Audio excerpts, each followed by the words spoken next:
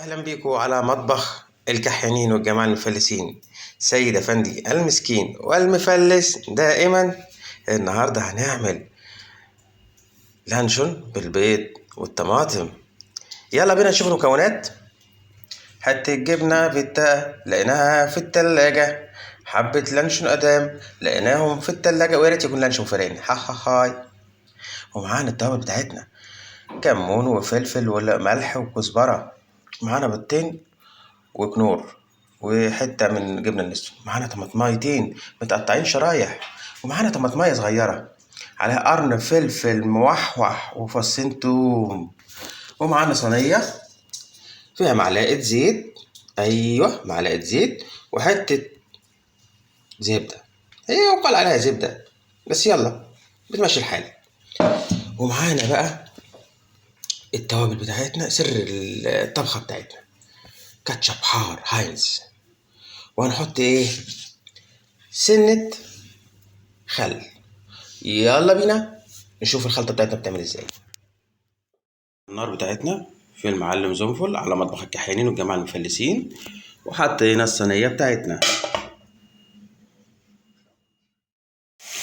ومطبخ الكحيانين والجماعة المفلسين ساعدتكم، نزلنا الطماطم بتاعتنا المتقطعة حتت صغيرة مع قرن الفلفل الموحوح وفصين الثوم لغاية ما ياخدوا قدحية كده، ونقلب ونقلب.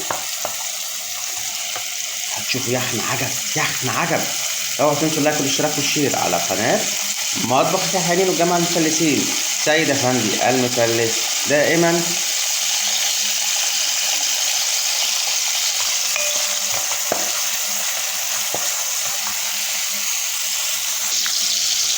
وبعد ما اتقدح والتقليب المستمر وابتدى يدبل، ننزل بالتوابل بتاعتنا.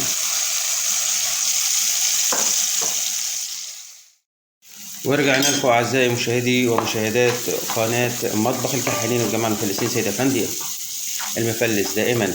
بعد ما حطينا التوابل واللانشون هنبتدي نحط الجبنة ونقلبها. خليكم معانا، طعمها جميل.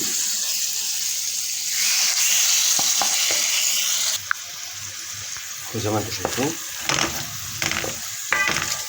ابتدت تاخد لون. معلش احنا نقلنا مطبخ تاني، حصل عطل في التصوير كده.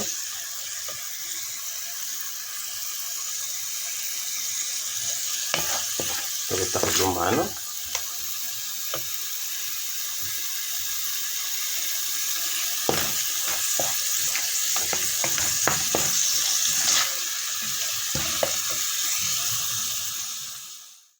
ورجعنا لكم على مطبخ الكحيانين والجماعة المفلسين. أعزائي مشاهدي ومشاهدات مطبخ الكحيانين والجماعة المفلسين، بعد ما حصلت مشكلة في البوتاجاز بتاعنا زنفل اضطرينا ننقل البوتاجاز تاني، بس كانت ايه، الأكلة بتاعتنا استوت، فسامحونا إن شاء الله. هنعيدها لكم بعد كده في مرة تانية بعد ما حطينا الطماطم والبيض واللانشون وحطينا 3 بيضات والكاتشب الهاينز وجبنة الكنور. زي ما انتم شايفين استوت اهي، وبالهنا والشفا. هنطفي عليها كمان شوية بس ايه اما الطماطم تاخد لون. وبالهنا والشفا. اوعوا تنسوا اللايك والاشتراك على قناة مطبخ الكحيانين والجماعة المفلسين. سيد أفندي المفلس دائما والمسكين. والى اللقاء في حلقة.